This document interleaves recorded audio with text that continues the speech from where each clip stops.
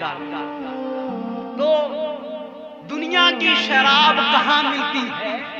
دنیا کی شراب خانوں میں ملتی ہے، اور خدا کے عشق کی شراب کہیں اور نہیں بلکہ ولیوں کی درگاہ اور ولیوں کی بارگاہ میں ملا کرتی ہے.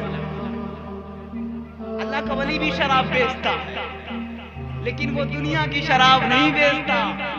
وہ دنیا کی شراب نہیں بیچتا، وہ آخرت کی شراب بیچتا. وہ خدا اور مدینے کے مصطفیٰ کے عشق کی شراب بیچتا. اللہ کا ولی وہ شراب نہیں بیچتا جس شراب کا نشہ ختم ہونے والا ہو، بلکہ ولی تو ایسی شراب بیچتا ہے کہ اس شراب کو جب آپ پیو گے تو کل صبح قیامت تک اس کا نشہ ختم ہی نہیں. تو شراب ایسی مت پیو جس شراب کا نشہ ختم ہو جائے. ایسی شراب پیو کہ اس شراب کا ایسا نشہ طاری ہو، ایسا نشہ طاری ہو کہ قبر میں جب منکر نکیر آئے اور آپ سے سوال کرے کہ اے بندہ بتا تیرا رب کون ہے، تو آپ جب وہ عشق کی شراب پیے رہیں گے اور اس عشق کی شراب کے نشے میں جب آپ مگن رہیں گے تو آپ یہ نہیں کہیں گے کہ میرا رب خدا ہے، بلکہ آپ یہ کہو گے جا کے خدا سے پوچھو خدا کہہ رہا ہے میرا بندہ بندہ ہے. قبر میں یہ آواز نہیں آئے گی کہ میرا رب خدا ہے، بلکہ جب آپ عشق کی شراب میں زندگی گزار کے جاؤ گے تو قبر سے یہ آواز آئے گی کہ اے فرشتوں اس سے سوال مت کرو کہ اس کا رب کون ہے، بلکہ مجھے عرش کے خدا سے سوال کرو کہ یہ میرا بندہ ہے. وہ بندہ شراب پی کے مست و بے خود حضرت ابراہیم بن ادم اس کو گلے سے لگاتے ہیں اور لگا کر کے پانی سے اس کے منہ کو دھلتے ہیں. بتائیں یہ کام کون کرے گا؟ اور اس کے منہ سے شراب کی بو آ رہی ہے، ایسی بو آ رہی ہے کہ اس کے ارد گرد بھی کوئی جمع نہیں ہو سکتا. اب ابراہیم بن ادم نے کیسے اس کو اٹھایا ہوگا اور کیسے گلے سے لگایا ہوگا اور اس کے منہ سے کیسے اس کے منہ کو کیسے دھلا ہوگا. یہ تو ایک ولی نے دی، اس کے منہ کو دھلا دھل کے چلے گئے. ہوش آیا اس وقت. لوگوں نے کہا تجھے ہوش آ گیا؟ تو اس نے کہا ہاں ہوش آ گیا. بولا معلوم ہے تجھے کہ تیرے منہ کو دھلا کون، تجھے اٹھا کے بٹھایا کون، تجھے اپنے گلے سے لگایا کون؟ تو اس نے کہا مجھے نہیں معلوم. بولا کوئی اور نہیں تھا بلکہ وقت کے ولیوں کا شہنشاہ حضرت ابراہیم بن ادم. اب وہ بندہ جب یہ سنتا ہے کہ ابراہیم بن ادم میرے پاس آئے تھے اور مجھے گلے سے لگایا تھا، اٹھایا تھا، میرے لب کو پانی سے دھلا تھا، اب وہ بندہ شرمندہ ہو جاتا ہے. ایسا شرمندہ ہوتا ہے، ایسا شرمندہ ہوتا ہے کہ خدا کی بارگاہ میں شراب پینے کی توبہ کر لیتا ہے. شراب پینے کی توبہ کر لیتا ہے. اب وہ بندہ تو نیکوکار بن چکا ہے، وہ بندہ تو شرابی کے بجائے خدا کے عشق کا شرابی بن گیا. اب اس کے دل میں دنیا کی شراب کی محبت ختم ہو گئی، اب اس کے دل میں خدا کی محبت جا گئی. اس نے دنیا کی شراب کو طلاق دے دیا، اب اس نے خدا کے عشق کی شراب سے نکاح کر لیا. وہ تو بندہ نیک بن گیا. اب دیکھیے ولی کا صدقہ، ولی کی خیرات، ولی کے وسیلے کا عالم کیا ہوتا ہے.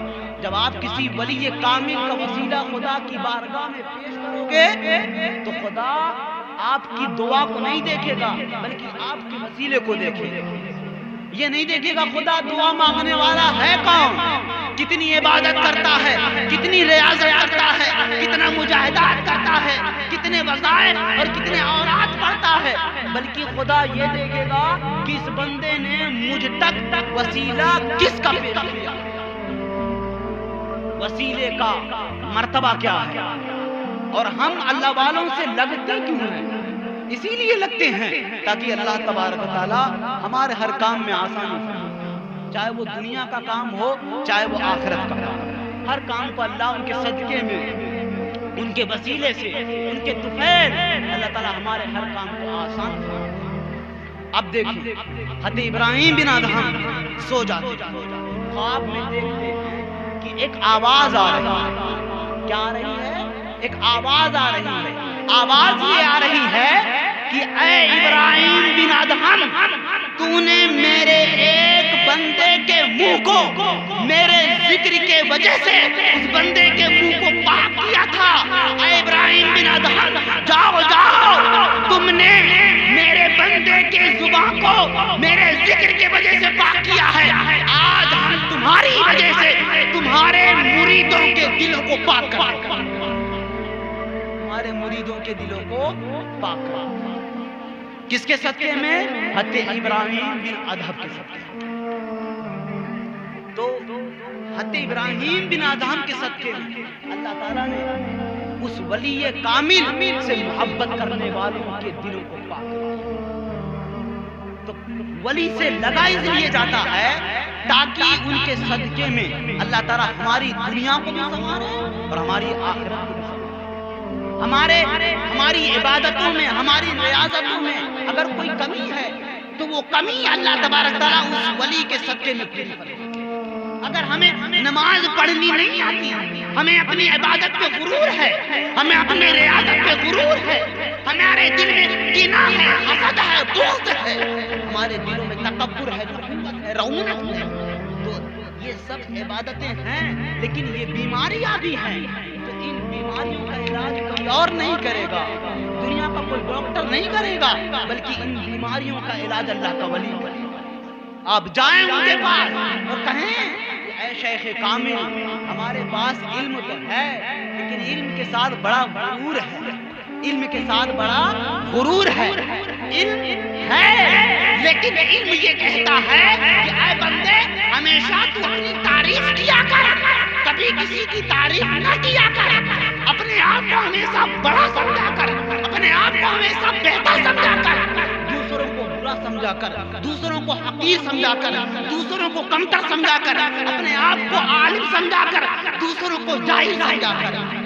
جب ایسی بیماریاں ہوں تو آپ اپنے شیخ کامل کے پاس جائیں، شیخ کامل کے پاس جب جائیں تو کہیں اے شیخ کامل، علم ہے لیکن اس کے ساتھ ساتھ تکبر بھی ہے، عبادت ہے لیکن اس کے ساتھ ساتھ یہ بھی ہے کہ خود کو عابد سمجھتا ہوں اور دوسروں کو گنہگار سمجھتا ہوں۔ جب آپ جائیں گے کہیں گے تو شیخ کامل اس کا علاج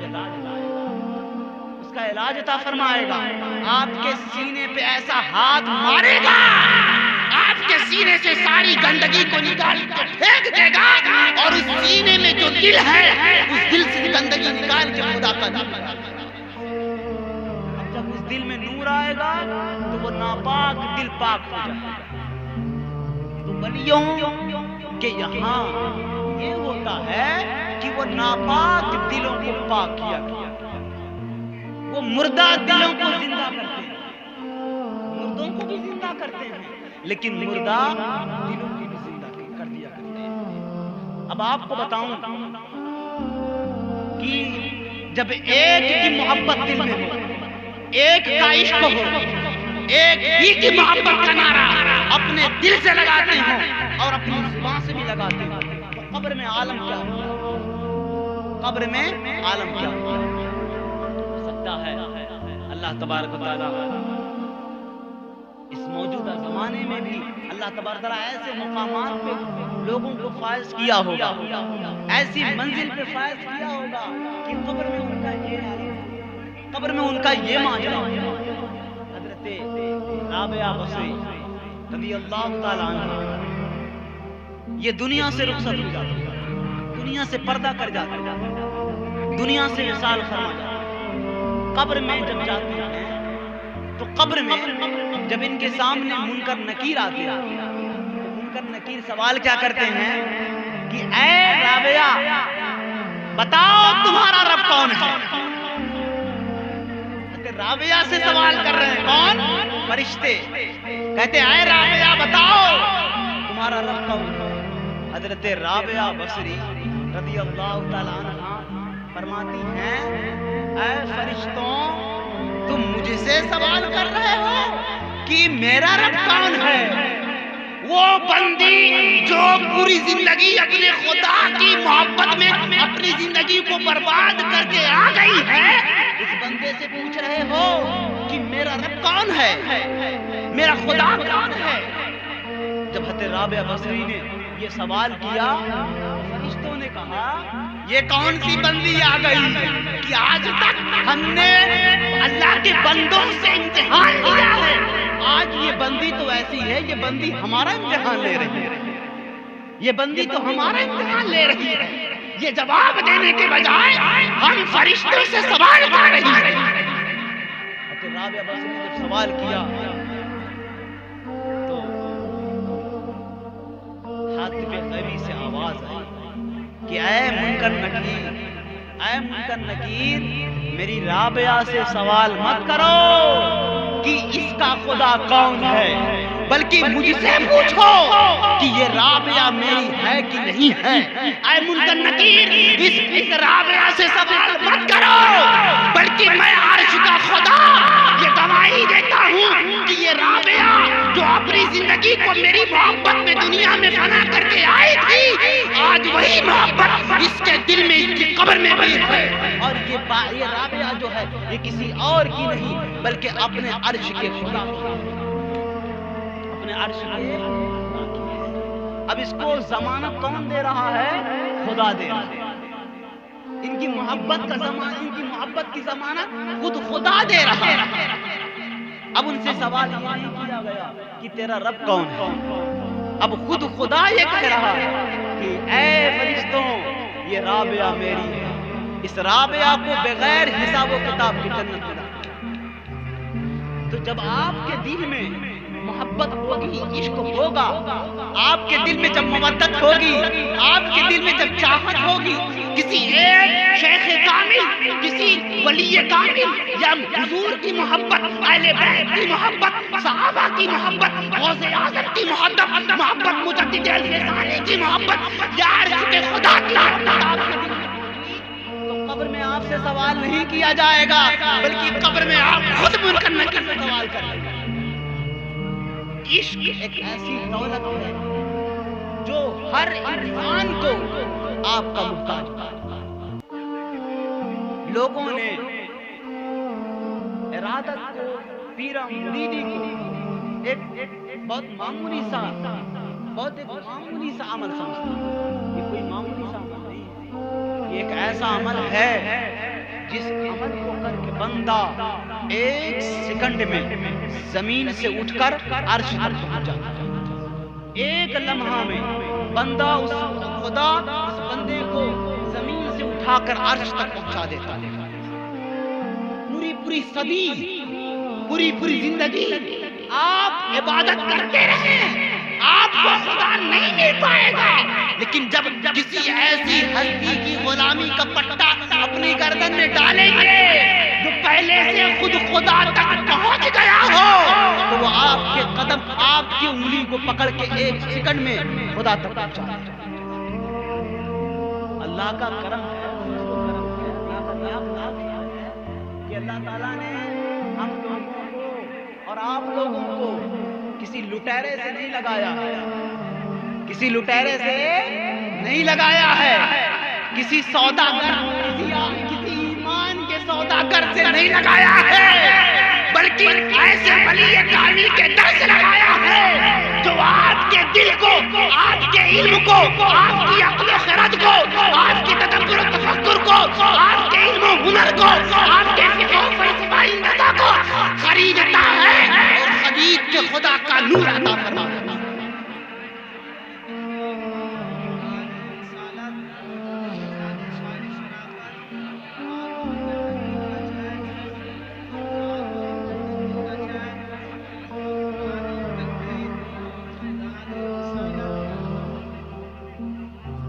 زمانے میں بہتے رہے، نام نہ لے، نام لیں گے تبدیل ہو جائے، بہتے رہے، لیکن کوئی بھی اپنے شیخ کامل کا ہم پلہ نہیں۔ اللہ تعالیٰ کا شکر ہے کہ ان کا ایک ایک لمحہ، ایک ایک سیکنڈ، ایک ایک منٹ، ایک ایک وقت خدا اور مدینے کے مصطفیٰ کی سنت کے مطابق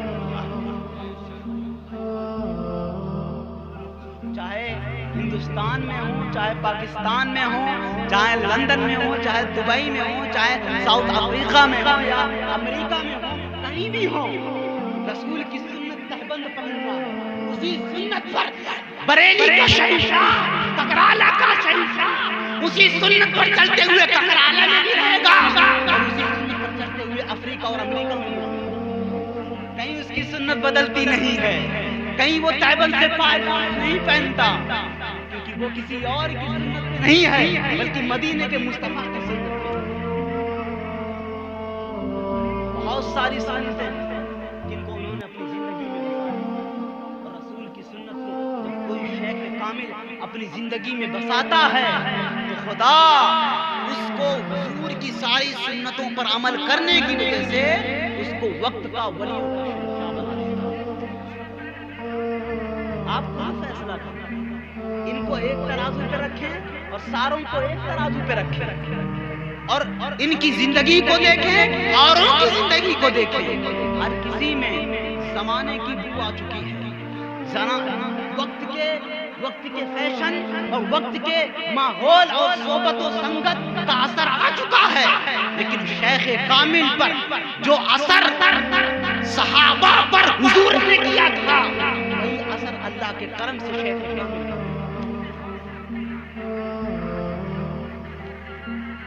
امام ربانی مجدد الفسانی ارشاد فرماتے ہیں کہ اے بندوں، اگر تم یہ چاہتے ہو کہ تم اپنی زندگی کو خدا کی تعلیمات اور رسول کی سیرت و سنت و شریعت کے مطابق گزارو تو تمہیں کتابوں کے پڑھنے کی ضرورت نہیں ہے، تمہیں فتویٰ نویسی کرنے کی ضرورت نہیں ہے، تمہیں تصریف و تعلیف اور تحریف و تحقیق کرنے کی ضرورت نہیں ہے، بلکہ جاؤ کسی شیخ کامل کی صحبت میں بیٹھ جاؤ، جو سنت تمہیں مصطفیٰ کی حدیث میں ملے گی وہی سنت ایک ولی کامل کی زندگی میں تمہیں ملے گی۔ ولی کامل کی صحبت میں جب بیٹھو گے تو تمہیں سنت تو کتابوں میں پڑھنے کو ملے گی، لیکن اگر اس رسول کی سنت کو دیکھنا ہے تو جا کے شیخ کامل کی صحبت میں بیٹھ جاؤ، ادھر سنت کتابوں میں پڑھو گے اور ادھر اس سنت کا مظہر اور سنت کا جلوہ شیخ کامل کی شکل میں آپ دیکھو گے۔ ایک دیکھنا ہوتا ہے، ایک پڑھنا ہوتا ہے۔ پڑھنے میں اور دیکھنے میں، چکھنے میں، چکھانے میں، پینے میں، پڑھنے میں اور دیکھنے میں، چکھنے میں، چکھانے میں، پینے میں۔ پڑھنے سے ایمان محفوظ نہیں رہتا، علم حاصل کرنے سے ایمان محفوظ نہیں رہتا، علم حاصل کرنے سے اندر دل میں یقین پیدا نہیں ہوتا، علم حاصل کرنے سے کتابوں کی ورق گردانی، کتابوں کی کتب بینی کرنے سے آپ کے دل میں یقین پیدا نہیں ہوگا۔ یقین کب پیدا ہوگا؟ جب آپ اس سنت کا جلوہ دیکھیں۔ یقین پڑھنے سے نہیں، یقین دیکھنے سے پیدا ہوگا۔ حضرت شاہ جی محمد شیروی رحمت اللہ علیہ، ان کا واقعہ، ایک مولوی صاحب، ایک عالم، مفتی صاحب حضرت شاہ جی محمد شیروی کے پاس آتے اور عرض کرتے ہیں، حضور یہ بتائیں، ہم نے سنا ہے آپ عالم نہیں، آپ پڑھے لکھے نہیں، آپ امی ہو، تو آپ کو شریعت کا علم کیسے ہے؟ تو شاہ جی محمد شیروی یہ بتاؤ، اگر تم چاہو تو امتحان لے لو، یا چاہو تو کوئی سوال کر لو، تمہیں پتہ چل جائے گا ہم عالم ہیں کہ جاہل ہیں، ہم پڑھے لکھے ہیں کہ یا ان پڑھ ہیں۔ تو شاہ جی محمد شیروی کی بارگاہ جو عالم صاحب آئے تھے، انہوں نے کہا ایک ہی سوال کرتا ہوں، آپ اس کا جواب دیں۔ سوال کیا کہ آپ اس وقت آپ وضو فرما رہے تھے، کیا کر رہے تھے؟ وضو فرما رہے تھے. مولوی صاحب نے کہا کہ آپ وضو کر رہے ہیں, آپ صرف یہ بتا دیں وضو میں فرائض کتنے ہیں, وضو میں فرائض کتنے ہیں, آپ صرف اتنا بتا دیں. شاہ جی محمد شیر میاں رحمت اللہ علیہ وضو کرتے کرتے فرماتے ہیں, یہ بتاؤ ہم تمہیں وضو کے فرائض بتا دیں یا دکھا دیں؟ کیا کر دیں؟ بتا دیں یا دکھا دیں؟ تو مولوی صاحب نے کہا بتانا تو سمجھتا ہے لیکن دکھانا یہ نہیں سمجھ میں آ رہا. دکھائیں گے کیسے یا بتا تو سکتے ہیں لیکن دکھائیں گے کیسے یا؟ تو شاہ جی محمد شیر میاں نے فرمایا, مولوی صاحب آج تک آپ نے پڑھا ہے لیکن آج میں آپ کو دکھاتا ہوں. عرض کی دکھائیں. شاہ جی محمد شیر میاں نے اپنے وضو کا بچا ہوا پانی بہنا دیوار پہ مارا اور مار کے ہی فرمایا, لو دیکھ لو دیوار پر وضو کے فرائض لکھے ہوئے نظر آ رہے ہیں. اب وہ جو مولوی صاحب تھے وہ جب دیوار پہ دیکھتے ہیں تو ان کو دیوار پہ وضو کے فرائض لکھے ہوئے نظر آتے ہیں. شاہ جی محمد شیر میاں نے فرمایا, یہ جو دیوار پہ ہے اسے دیکھنا کہتے ہیں اور جو کتابوں میں ہے اسے پڑھنا کہتے ہیں. تو شیخ کامل جو اللہ کا ولی ہوتا ہے اسے دنیا کے کسی مدرسے میں, کسی یونیورسٹی میں, کسی درسگاہ میں یا کسی اور جگہ پہ پڑھنے کی ضرورت نہیں پڑتی, کیونکہ وہ دنیا کے کسی انسان سے نہیں پڑھتا بلکہ عرش کے رحمان سے پڑھتا. واتقوا اللہ ویعلمکم اللہ. اسے دنیا کا کوئی مولوی نہیں پڑھا پاتا, اسے عرش کا رحمان پڑھاتا. خود خدا قرآن میں فرما رہا ہے, جو بھی بندہ متقی بن جائے گا, جو بھی بندہ پرہیزگار بن جائے گا, جو بھی بندہ اپنے دل کو دنیا کی محبت سے آزاد کر دے گا, جو بھی بندہ اپنی زندگی کو رسول کی سنت کے مطابق گزارے گا, جو بھی بندہ لوگوں کی جیبوں پر نہیں لوگوں کے دلوں پہ نظر رکھے گا, جو بھی بندہ لوگوں کی حاجت روائی, لوگوں کی مدد, لوگوں کی نصرت, یتیموں کی مدد, غریبوں کی مدد کرے گا, اسے دنیا میں کسی مولوی سے پڑھنے کی ضرورت نہیں پڑے گی بلکہ اس بندے کو خود عرش کا خدا پڑھائے, اس بندے کو خود عرش کا خدا پڑھائے. اب ایک واقعہ بتا اپنی گفتگو کو سمیٹ دیں اور اس واقعہ سے آپ یہ اندازہ لگائیں کہ ایک جاہل انسان اس جاہل انسان کو اللہ ولایت کا درجہ کیسے عطا فرماتا ہے. حضرت شیخ کبیر جوہر جو یمن کے رہنے والے ہیں, ملک یمن کے رہنے والے ہیں, ان کا زمانہ یہ تھا کہ وہ ایک زمانے میں سودا کرتے تھے. وہ بازار میں رہتے تھے, صحراؤں میں, جنگلوں میں اور جگہ جگہ ملک میں جا کر کے تجارت کیا کرتے تھے. دنیا کی محبت میں فریفتہ تھے, دنیا کے کام کاج میں لگے رہتے تھے. ان کو نہ خدا سے مطلب تھا نہ ان کو دین سے مطلب تھا, ان کو بس دنیا سے مطلب تھا. یمن میں ایک اللہ کے ولی رہتے تھے جن کا نام شیخ حداد رحمت اللہ علیہ. اب شیخ حداد جو ولی تھے, جو شیخ کامل تھے اور وقت کے یمن کے ولایت کے شہنشاہ, اب ان کا وصال آ رہا ہے, ان کے پردہ فرمانے کا وقت آ گیا, ان کی زندگی کا وقت مکمل ہونے لگا. اب لوگوں نے سوچا جو یمن کے بڑے بڑے اولیاء, بڑے بڑے مشائخ, بڑے بڑے پیران اعظام تھے, ان لوگوں نے یہ مشورہ کیا کہ شیخ حداد رحمت اللہ علیہ کا آخری وقت چل رہا ہے, اب ان سے یہ پوچھا جائے کہ آپ کے بعد یمن کا ولی شہنشاہ یعنی شہنشاہ کون بنے گا, یمن کی ولایت کا تاج کسے پہنایا جائے. شیخ حداد رحمت اللہ علیہ نے فرمایا کہ اے یمن کے اولیاء,